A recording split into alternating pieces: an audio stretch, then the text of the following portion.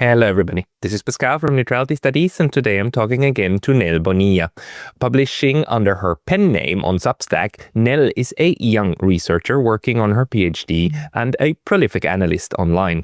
She's in the process right now of publishing a 3-part series on the fundaments of the Western power projection system, arguing that the West in fact is not at all retreating but just reconstituting its fighting techniques.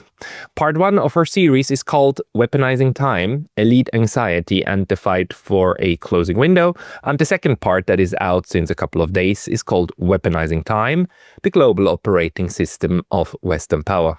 This is what we want to discuss today. So Nell, welcome back. Thank you. Thank you for having me back again. Thank you. Yeah, very happy to talk to you again, because both of these articles I think are very much worth reading, because you figure you combine a couple of strains of information which I think are very important, and your main argument is very, very important to consider, because right now in our part of the blogosphere, ecosphere, the commentariat, it's commonplace to say like the West is going down, the West is collapsing, but you're saying like not so quick. I mean, what's actually happening is that they're reconstituting themselves. Can you maybe lay out your arguments, especially of the first article, for us? Yes.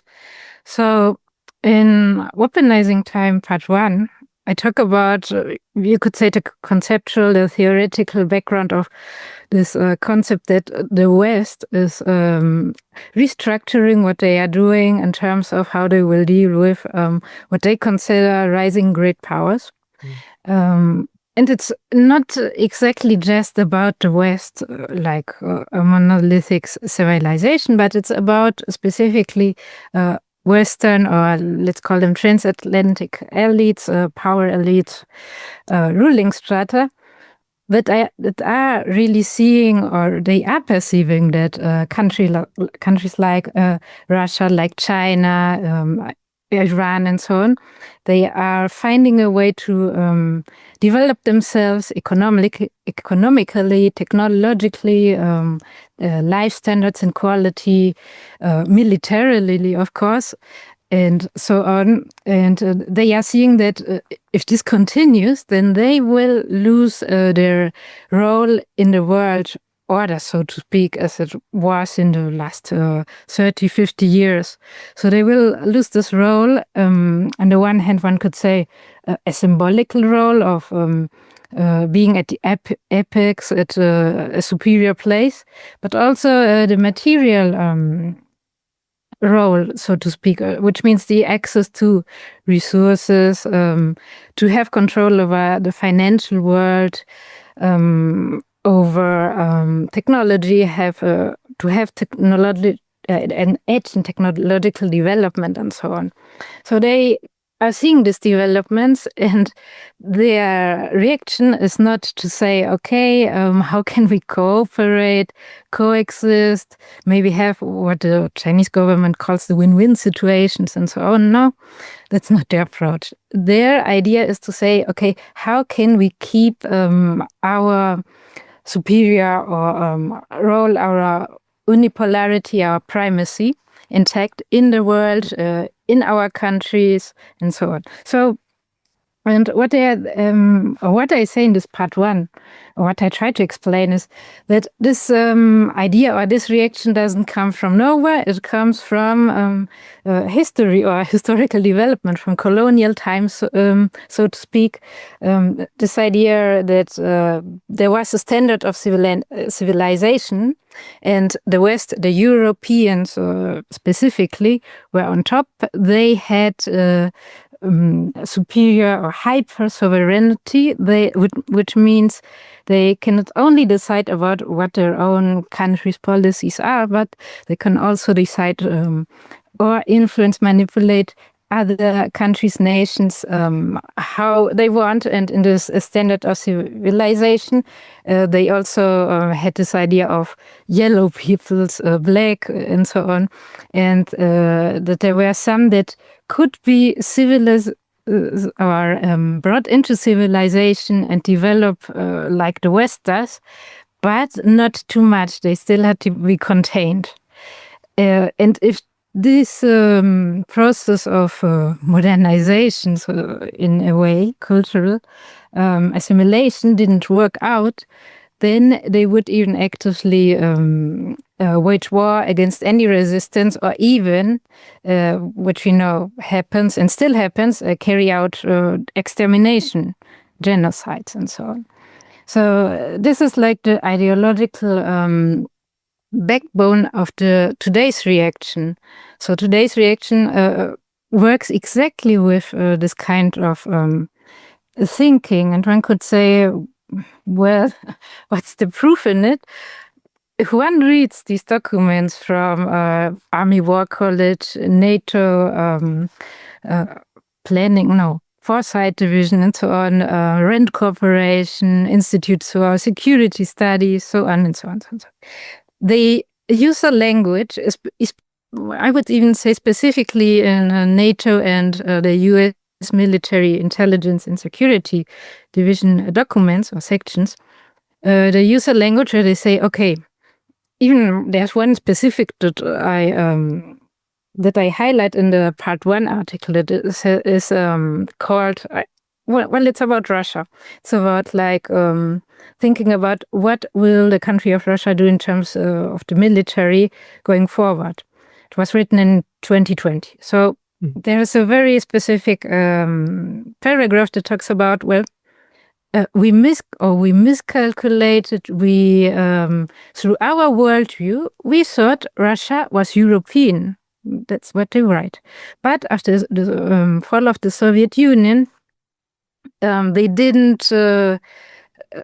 Well, I don't think they say they didn't act like we wanted, but it's practically the gist. Yeah, they did not develop the expected path, which is the European path. They developed into a highly hostile something. And what's worse, then they say then they don't classify Russia. They say, oh well, they are Russia. That's that. No, they say so. They are actually a nation apart from Western Europe. They are Eurasian, which means they are something apart, something different. And then in this document, which is from a military intelligence division of the U.S. military, they say, well, this actually means nations like Russia and China, they don't understand concept of peace, of rationality, of order, which means everything they are doing right now, they aren't doing in terms of peace. No, this is war. And we need to respond in the same manner. And almost all documents I look at, also in part 2, have exactly this same lens. So this is so important, and I think this is why your research speaks so much also to me when I read it, because you also argue that the language deployed gives us a window into the mentality of these people, and the mentality is what then shapes the way how they approach even geopolitics. And what you're outlining is that at the heart, at the core of this conceptual analysis of the people that you look at is still a racialized and spatialized discourse about who's good and who's bad. And good is basically Europe, Western Europe, and North America, because they are enlightened. They understand peace and war and what's right and what's wrong. And the others, the heathens, they don't.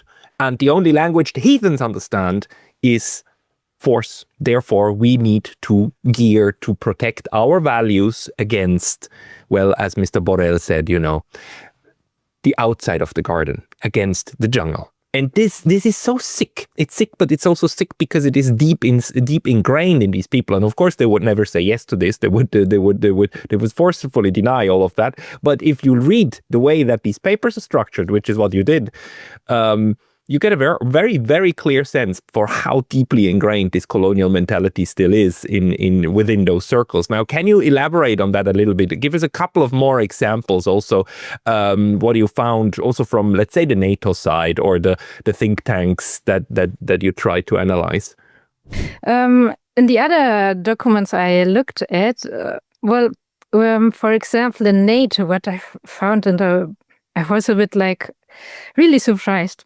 So they have a division that is called NATO Strategic Foresight Division, which is part of the NATO Elite Command Transformation. So they have a document about analyzing what will happen in the future. I don't talk about it just a little bit, I think, in part 2.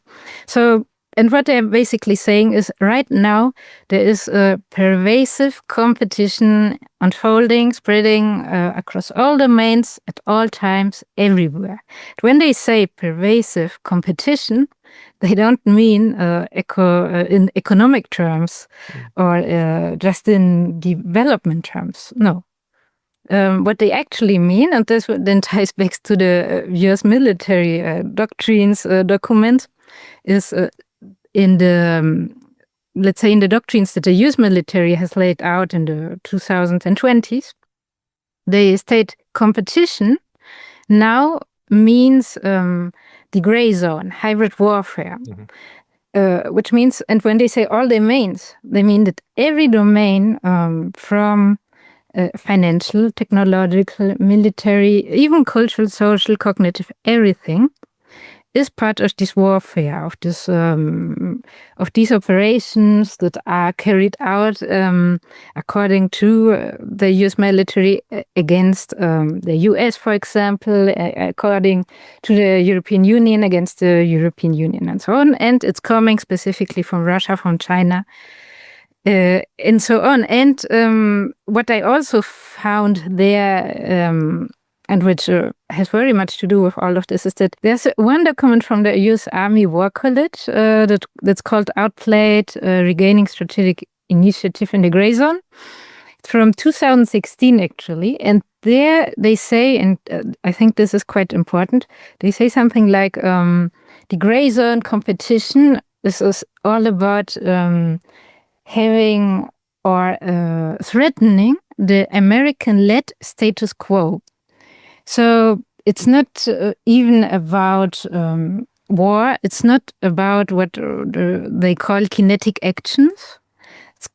It's about the American-led status quo. What I mean, they say it plainly. And from there, so starting in 2016, from there, all these other documents that I analyzed coming from NATO or from the US Army keep using these concepts of gray zone, hybrid warfare, and specifically competition.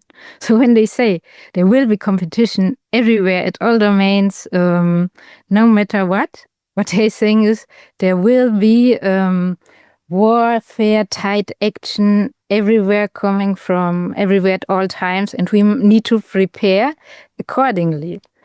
So, and what they also say, and this is important, I put out there a video that I found also on this NATO Elite Command Transformation website.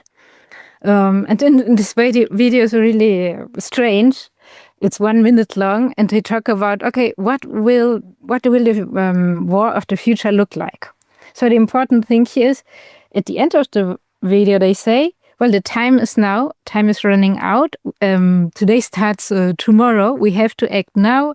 Are you willing to choose war side to war side or something? Saying that we need to choose war now, which is, and not in the sense of kinetic action again, but in the sense of seeing how in the so-called domains, and all of them, the US and its allies can construct operations that will either harm or obstruct the development of Russia, China, and all countries that are threatening the American-led status quo.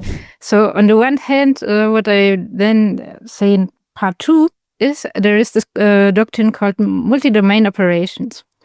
So this is a doctrine, which means this is a type of strategy that now the US, but also its allies in NATO and also in the European Union will use from now on.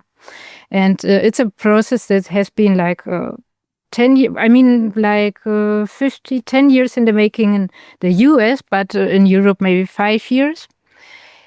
And this then turns also, or let's say the strategy of using all domains, as they call it.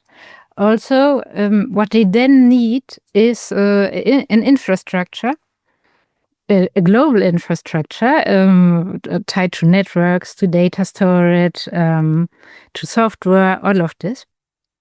In order, because this is their idea of when it comes, not also in information warfare settings, but I mean when it comes to kinetic warfare, they will need to have or want to have this ability to say, okay, we are in, I don't know, the US, and one division in the US will send data to Poland, and then from there a shooter in, I don't know, Latvia will can shoot at a target. So that is their idea, and for this they need a global network structure. And for this global network structure, what they're currently doing is, and I mean really currently in this year, for example, is they're going around the world, in Europe, in different countries, Benelux, for example, they already did this, and they are renovating the software. But also they will be, of course, renovating the infrastructure, undersea cables, satellites, and so on, that is needed to carry out these types of operations. And what does this implicate for example, countries in Europe, but also elsewhere, is that they are being entangled into a web, a material web of infrastructure, that they can't, that first of all, the citizens of these countries didn't choose them. They didn't say, yes, we want it. Second of all, this infrastructure is in a logic of permanent warfare, which the citizens also don't know anything about mostly. And third, that it's not so easy to get out of this. Once it is built, once the military, the intelligence, security service and everything is tied into this structure, it's not so easy to get out of it. Because if you do, then you are operationally blind. I mean, then a country will be defenseless, so to speak. Can I quote you here? Because I noted one sentence that I particularly liked, and that's what you're talking about. The plan's architecture turns the network into the empire's territory and interoperability into its law. So creating more and more dependencies through the network structure, and actually through the pressure on each member to be interoperable and integratable, then making sure that, all that's left will be integration, right? And further integration. It's a beautiful example, actually, of that is Switzerland at the moment, of all places. Our government has shelled out over the last 3 years since the Ukraine since the special military operation, last almost 4 years, 4 reports and white papers, the Ministry of Defense. And these white papers define very clearly and without misunderstanding the goal of Swiss security, the Swiss security structure, as cooperation and integration with the partners. The 2 partners being the EU and NATO, and then they go out of their way to say, like, we must not play them off against each other, we must integrate with both. But this idea of interoperability goes so far that in one of the white papers, the people there, the military planners, actually say we should aim for NATO certification, that NATO certifies that Switzerland's systems are already interoperable, so that we can share data and whatnot, which is insane for a country which still officially says it's neutral. And they don't view this as a breach of neutrality. They view it as a matter of course. That's just what we do. It's just cooperation. It's cooperative neutrality. That's kind of insanity that's now driving this realignment across the board, and actually just increases the structural power of the hegemon over how to deploy that network, which is it's very scary vision of the future. Definitely, and I would even add that actually, I don't think neutrality, or the concept of neutrality, will be possible, or not so easily possible, in a world like this. Yeah. Or in a strategy like this. So the only way a country could be neutral, really neutral, maybe, is if they have their own technology and digital and network infrastructure and refuse to become part of, for example, this one of the US and NATO. In one of the documents, they practically say, well, we have a phase 1, a phase 2, and phase 3, there's no end in sight because it will have to continually be renovated, modernized, and so on. So there's also this material factor. And I think what the problem is, let's say for us, as normal people, as common people, is that for the elites that we task to organize or manage complex societies, now have an anxiety that they will lose their status in all manners of levels, symbolic, cultural, and so on, because there are other models of development that are not Western, and because these models also take away the access to resources. But what they are balancing or what they are saying in essence with all these preparations is that their loss of anxiety is what makes them panic, and what they will try to stabilize their position for. They will not stabilize their societies, their citizens' societies for them. They will do exactly the opposite. They will use the citizens in every one of these countries that are within these networks and so on to wage these wars in one way or another, whatever domain they have in mind, whether or not it has success. They will attempt it anyway. Yeah, that's what just as they attempted it with Ukraine anyway. Exactly. And for 3.5 years, we've been saying these Looney Tunes are going to fight to the last Ukrainian, and that's exactly what they're doing. I mean, Ukraine is all but lost, but you will still rather try to fire a Tomahawk missile into downtown Moscow, which will not change a damn thing about the front line. But you rather do that than actually call it quits and say, like, okay, fine, we need to actually agree with the Russians that we sit down and root causes and we find we do the political solution. You still pretend that the fight can still be continued, even when it's utterly clear that for the objective purpose of what you want to achieve, it can't. And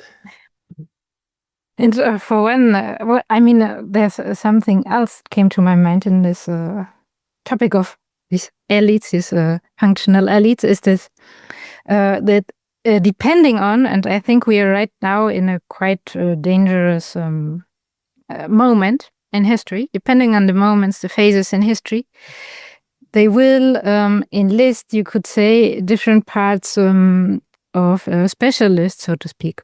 So if you look at all these strategy and white papers and so on, and who writes them and all of this, I think there are different categories. So, for example, there are those that develop the theory, those that develop the strategy, those that develop the implementation, the infrastructure, the tactics, etc. So, and they will have different biographies and different, we could say, conglomerations of institutions where they are socialized. But I would say right now in this dangerous moment, what I'm also seeing, and I didn't take up on it in these articles, maybe I will in the third part, is that they are also trying to see, okay, right now, if we want to really prepare for kinetic, high intensity, and not only low intensity warfare, we will also need specialized or specialists of violence, in the sense of people that are very radical ideologically, and will carry out acts with carelessness. And on the other hand, what they also want, I think, or not I think, it's quite clear, is exploit their citizens, but not only as cannon fodder, also as simply the labor force they have. So it's and I think it's more, and the second part is more because they want to, I think, exploit the moment of where they're trying to distract the masses, so to speak, with these scenarios of radicalization in ideologies. So I think this is another danger that lies here and that they will probably use or are already employing. So that's quite bleak. Yeah, no, it is bleak. It is bleak. I mean, we also see how some of these military, not manuals, but the white papers. I'm thinking of one in Sweden, but I can't currently recall anymore what it is called. But how they prescribe, the militarization of civil society and the use of civil society for the means of the military, which of course then also eradicates the line between military and civilian, which then also makes the entire Geneva Conventions basically go away, right? Because if everybody becomes part of the military, then everybody is a legitimate target, and you don't only do that to the other population, you do that to your own. So you totalize. We are in a process of totalizing the concept of war, which is the opposite of what international law tries to do. Tries to compartmentalize and then protect certain groups, including those who don't fight anymore. One more element that we really need to talk about is this crisis actually of realism.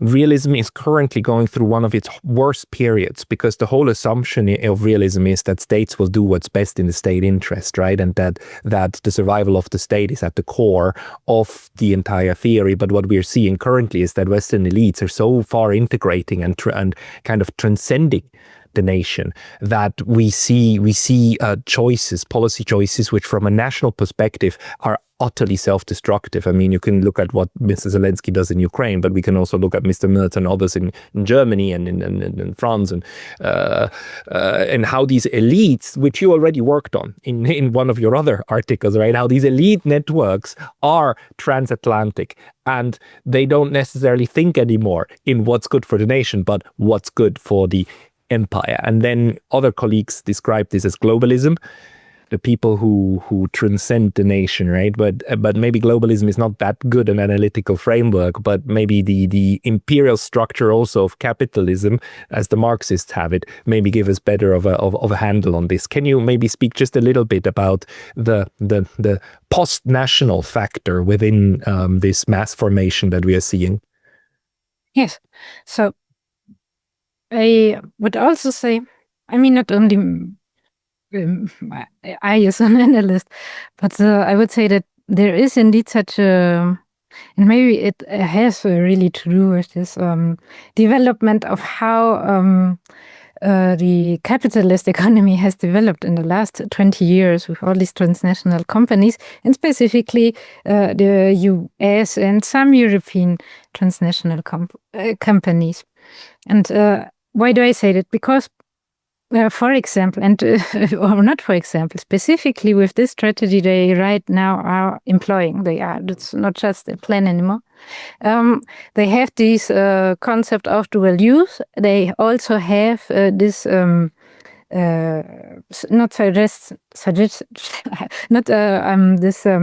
concept of that the corporations will carry a grand load in this development and production of all of these things that they will need for these operations. And yes, they are modern transnational, transatlantic in the sense that these are elite formations, we could say, between the US and the European Union. Well, some European countries specifically, not only, but mostly. And so rather than, as we say, that these, for example, the politicians, which I think more and more are actually only carrying out practically, not the plans or ideas, but these dynamics that come from this, how the economy has developed, and specifically in these countries, Western countries, they are carrying out these dynamics. And these dynamics are not in the interest of the citizens, the masses, not at all. And rather, in this case, for example, the politicians, I think, are then positioned for the function that at this historical moment is needed, for example, to have a lot of theater, spectacle, polarization, and so on. And that why do they do that? Do this? Because they don't need to live in Germany and France and Spain and in Ukraine, they don't need to live there. If it comes to this, if it comes to catastrophe, they can go elsewhere. They have enough resources and so on, so they can survive any catastrophe. So this is why they try to do these almost maniacal things, these terrible, try to carry out these terrible plans, because they attempt, of course, to still keep this position, this unipolar order, this empire, even if it means that they could lose their position, but there is a chance they could not, and that they could win. And so they are not, I mean, there is another article I did about competence, because many say, oh, these leaders are also incompetent.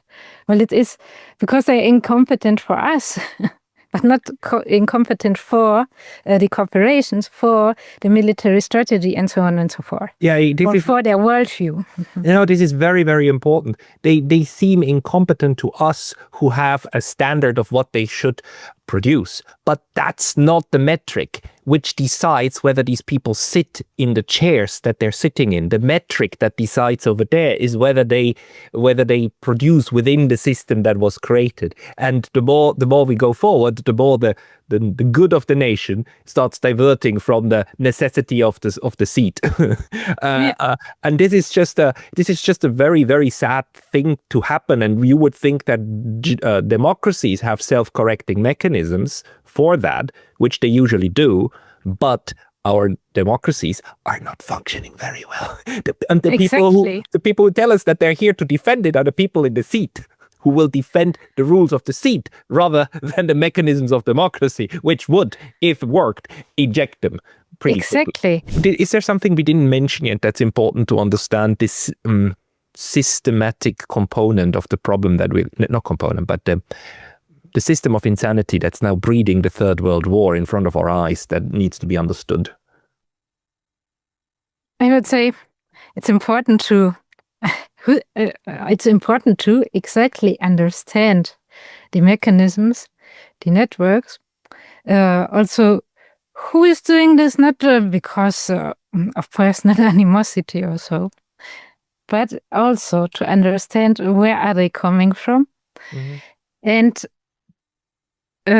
also, for example, the mechanisms not only of how are these plans thought out, what type of worldview is behind them, and so on, but also the mechanisms of how is it that we even have these type of elites, so to speak, these politicians.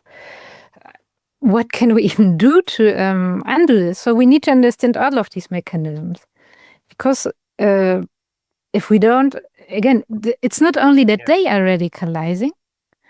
Their intent, their intent is to bring some elites that are already hyper-radicalized ideologues in order to then radicalize and manipulate the masses, the citizens, for their gains, which, of course, as we see, are terrible.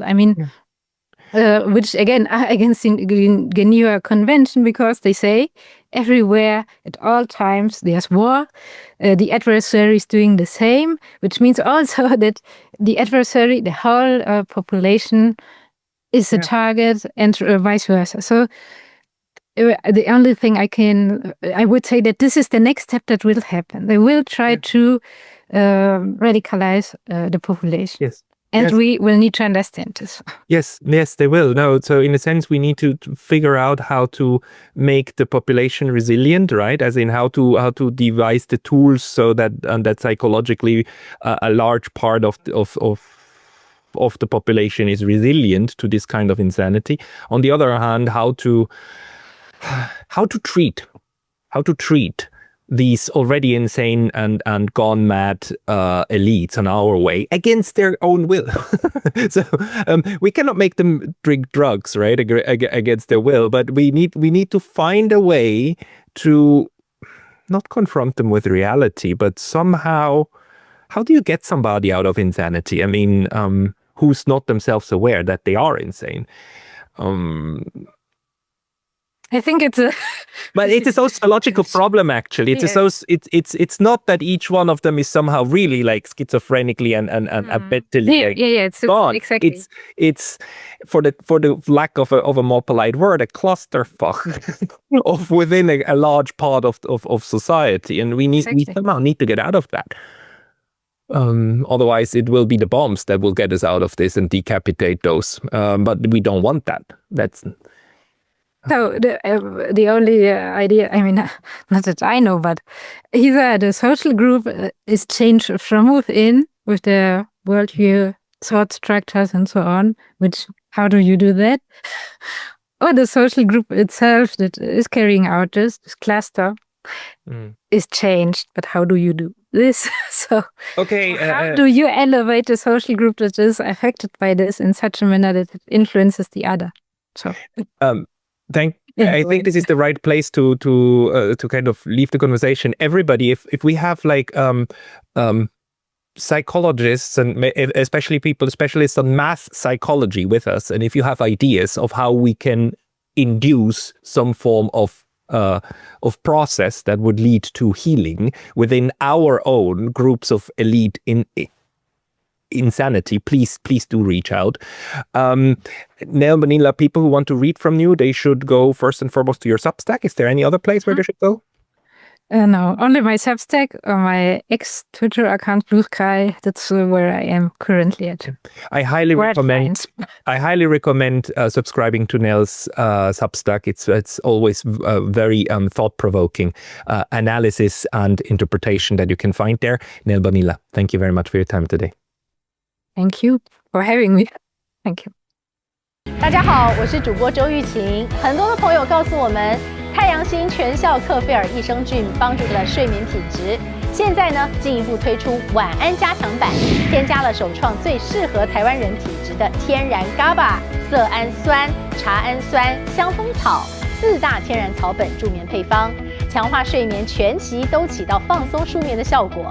太阳星全效克菲尔益生菌，它本身就含有台大专利授权克菲尔乳杆菌 M1 等8种专利菌，首创益生菌、益生元、后生元黄金3角配方，帮助维持消化道的机能。有季节敏感、代谢困扰、关心异常细胞风险的好朋友呢，可以选择原版的太阳星全效克菲尔益生菌。它添加有超级食物羽衣甘蓝，健康再加分。而有睡眠困扰的朋友们，赶快选择蓝色包装这一款晚安加强版，绝对是更有感。选择太阳星全效克菲尔益生菌，做好日常保养，实现睡眠自由，身体轻松无负担。每日克菲尔，时刻美好 ，Good Feel Good， 请上快点购为健康下单，而且要记得输入推荐代码，有额外的折扣优惠。